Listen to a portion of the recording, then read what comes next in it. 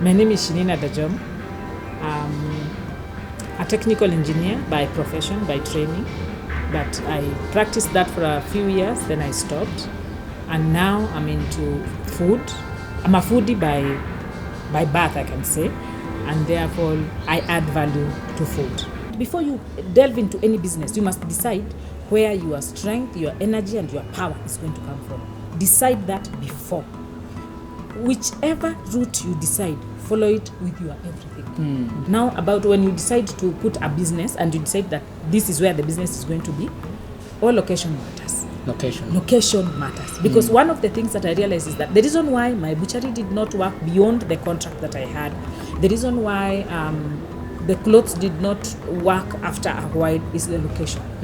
Divine Foods is a company that is adding value, giving you something that is natural, something that is going to nourish your body so that your body can be in its best state possible. Amazing. Yes, people can get all the nut butters. So I have peanut butter, I have almond butter, I have cashew butter.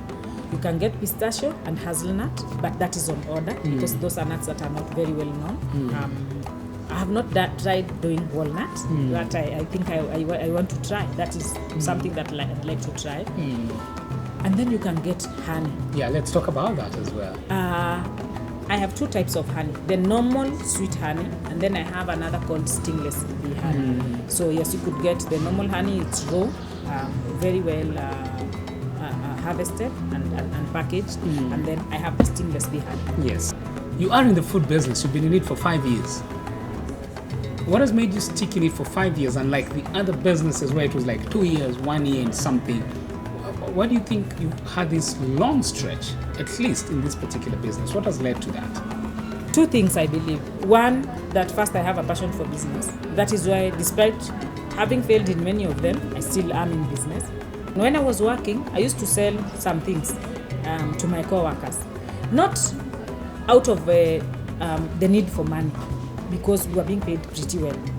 But out of seeing a gap that they had left. So now, let's go back to who you are. So tell us more about yourself, like about family, like where are you born, number what, like how was it growing up until you became who you are? Well, so I'm a firstborn in our family. I'm a firstborn of 4 siblings. We are 5 in total. Having grown up in the Bundus completely, taking care of cattle, a few times going to the shamba. I'm a child of 2 teachers. Wow. Both my parents were teachers, and extremely strict, you can imagine, especially our mother. I'm a daughter of, he's now late, an extremely good father. Extremely. Our father was available. Growing up, each and every day he was there. Each and every day he taught us work, and I believe he's the reason why I wanted to do engineering. I did engineering because sitting down with him every day, I would run away from the house chores to go and work with him. So if he's building the house, I'd like to build that. If he's fixing electricity, I'd like to do that. If he's doing carpentry, I'd like to do that. And today, I do a lot of things for myself in the house. A lot of things. When I call in a fundi, it is because it is a height I can't reach, and of course, I'm pretty not very vertically advantaged. So when I call a fundi, it's because I can't reach that place. But it's not because I cannot fix that problem. Yeah. I do that because I have lived with my father, and our father was very available, a very gentle man, I must say, a very, very gentle person. He brought us up each and every day. He took us to school himself. My father took me to nursery school, took me to class 1, took me to Form 1, and took me to college.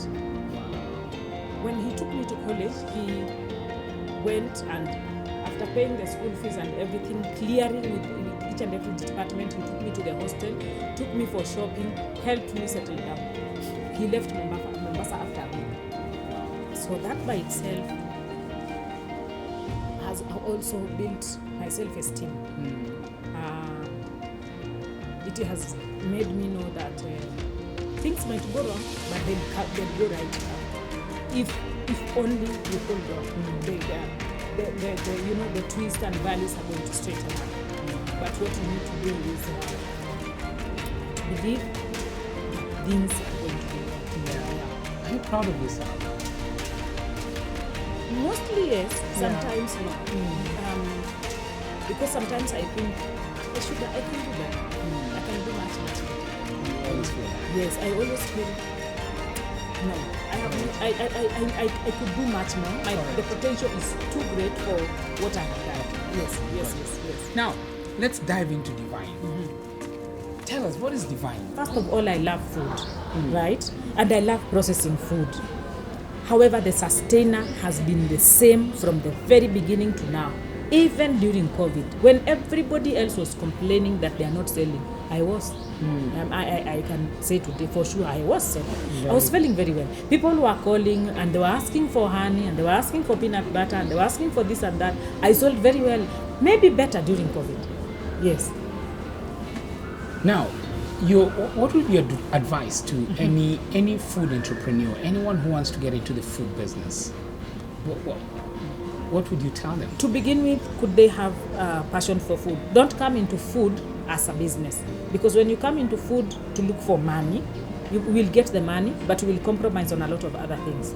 You will compromise on people's health because you will take stabilizers, you will take preservatives, you will add so many chemicals that are pretty unnecessary. Let me give you an example of peanut butter. When you take the peanut butter that has been preserved, it has been added a preservative. It's pretty unnecessary because the peanut butter without a preservation can last for a year.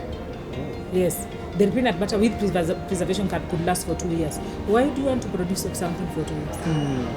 Especially in Africa, where we don't have the seasons that are really, we don't have extreme weather conditions. Correct. So the making of food and wanting to preserve it, adding chemicals, these chemicals interfere with our DNA and then in the end make us sick, right? So this is one of the things also that I would wish the people who are getting into business, could they have a passion for business? Could they have a passion for life? Could they know that what I want to do above everything else, even as I give food, is to preserve? So I think one of the greatest things before you do anything else, before you get the money, before you get it into food as the only place that you can always make money, always make sure that you have the two things: the passion for food and the passion for preservation of life. Yeah. Yes.